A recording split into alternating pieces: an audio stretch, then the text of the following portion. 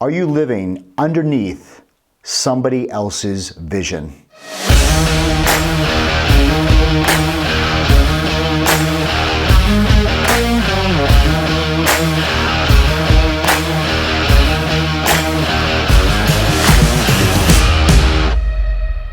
Hi, I'm Dr. Zaino with 5 Minute Fuel. Just in 5 minutes a day, we're going to fuel your mind, your body, and your future.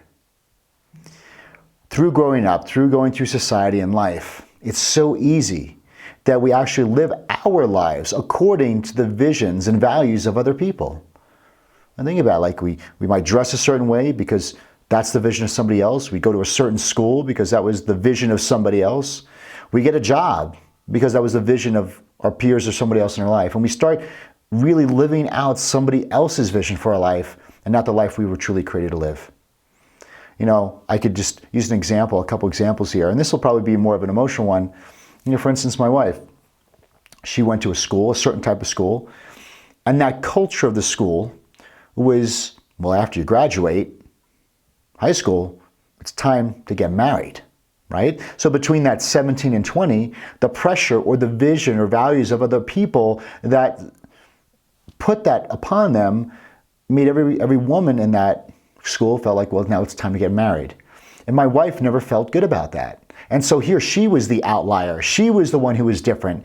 And to her, it didn't feel like a good way. It was almost like, oh, you're different in a bad way. Well, what happened, most of those girls got married, and then most of those girls divorced because it wasn't the timing of their vision of how it should be. They felt this was the next step they had to do. I'm glad my wife waited till 24 to marry me. She even had a marriage and was able to call it off because she followed her truth, not somebody else's vision and truth for her life. Or even for me, I know when I was growing up, I lost my dad at 21, and I always yearned for a father figure. And so I saw, because I subconsciously was yearning for a father figure, I'm very coachable. Like, so if you're my coach, you tell me something to do, yeah, I'll do it. Because all I wanted was the pat on the back. I wanted the acknowledgement. You know, I would live out somebody else's vision because I just wanted someone to be, good job, you did great. That was my currency. I wanted the approval of somebody else. Therefore, I would actually live their vision.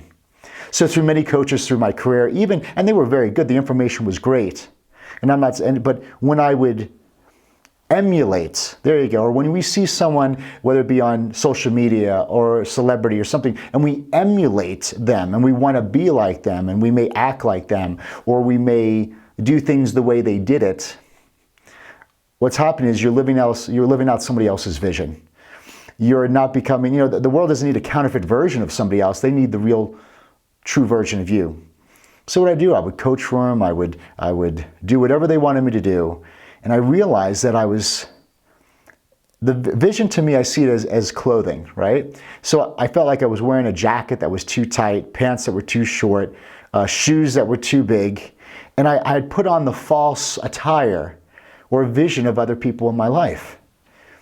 And it's very easy for us to get to a point where we look in the mirror and we're like, we don't even know who we are anymore because we're just a melting pot of all other people's visions or the way they live their lives, but we never truly were able to look in the mirror and embrace who we were truly created to be and put on our own custom-made clothing and our attire to deliver our truth to the world.